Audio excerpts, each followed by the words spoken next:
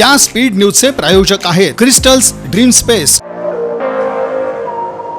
10 September रोजी महाविकास आघाडीच्या नेतृत्वाखाली राज्यव्यापी आंदोलनाचा भाग म्हणून सोलापुरात निषेध मोर्चा काढण्यात आला। भारतरत्न डॉक्टर बाबासाहेब आंबेडकर यांना अभिवादन करून पार्क चौकातून सिद्धेश्वर मंदिर मार्गे पूनम गेट इथं हा मोर्चा जाहीर सभेत परिवर्तित झाला। यावेळी कार्यकर्त्यांनी झेंडे उपरणे परिधान करून जनसुरक्षा विधेयक हाणून पाडा, मोदी शहा मुर्दाबाद, फडणवीस सरकार मुर्दाबाद अशा घोषणा देऊन संताप व्यक्त केला।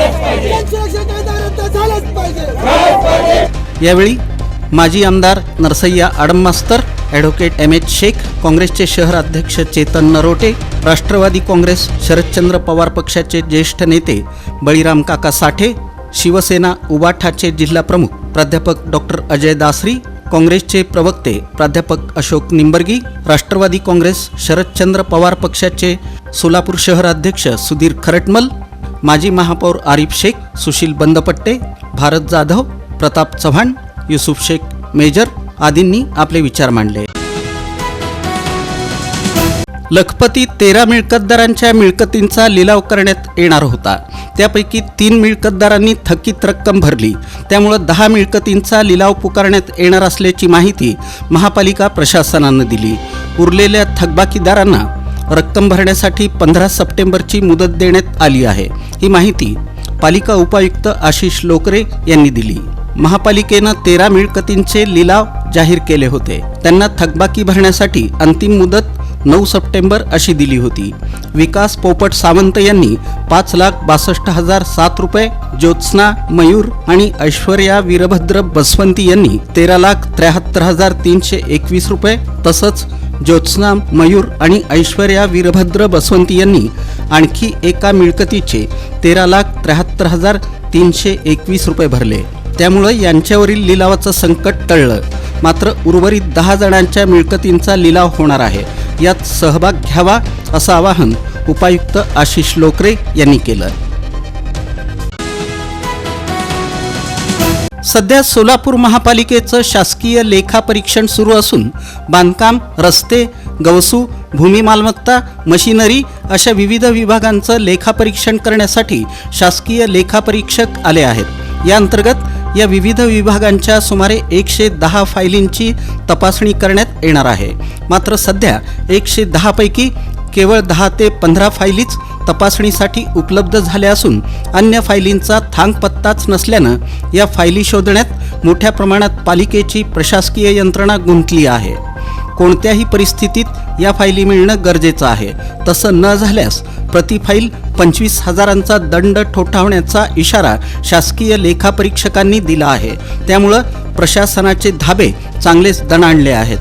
खरं तर शासकीय लेखापरीक्षण होत असताना वेगवेगळ्या विभागातील महत्त्वपूर्ण फायली या उपलब्ध होणं गरजेचं असताना केवळ बोटावर मोजण्या इतक्याच फायली उपलब्ध होत असतील तर मग अन्य फायली या गेल्या कुठं? त्या का सापडत नाहीत? त्या गहाळ झाल्या का? गहाळ झाल्या असतील तर मग त्या गहाळ झाल्याच कशा? की त्या गहाळ केल्या तर मग कोणी केल्या? असे एक ना अनेक प्रश्न या पार्श्वभूमीवर उपस्थित होत असून या महत्त्वपूर्ण फायलींना पाय फुटले का अशी जोरदार चर्चा सध्या महापालिका परिसरात सुरू आहे।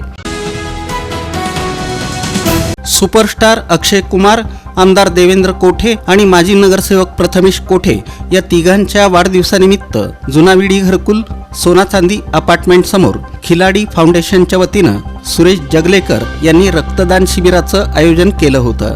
यावेळी 86 लोकांनी रक्तदान केलं। रक्तदान शिबिराचं उद्घाटन डॉक्टर सूर्यप्रकाश कोठे, विठ्ठल कोटा, मंडल अध्यक्ष अक्षय अंजिखाने, नागेश सरगम, संजय साळुंखे, प्रकाश ज्ञानपोगुल, दत्ता बडगंची, प्रभाकर अन्नम, श्रीकांत जगलेकर, अप्पासाहेब याळगी, सुमित याळगी, वामसी एमुल, सुनील बोलाबत्तीन, निरंजन कुलकर्णी, चेतन दारा, कुमार वाघमारे, योगेश अंधे, गुरुराज दुलंगे, समर्थ, आरव, विहान, गणेश, विनय, पारस, सुरेश जगलेकर यांची उपस्थिती होती.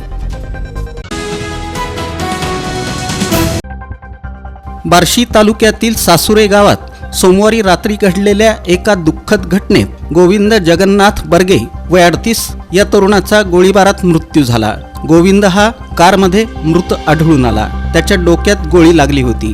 कारमध्ये पिस्तूल देखील आढळलं. पोलिसांनी सुरुवातीला याला आत्महत्या म्हटलं होतं, परंतु काही संशयास्पद गोष्टींमुळे खून की आत्महत्या हा मुद्दा तपासला जात आहे. गोविंद बर्गे हा मूळचा बीड गेवराईच्या दैठण येथील रहिवासी होता. तो गावचा उपसरपंच होता. तो पारगाव कला केंद्रातील लावणी नर्तिका पूजा गायकवाड हिच्या प्रेमात पडला होता. तो पूजावर खूप पैसे खर्च करत होता.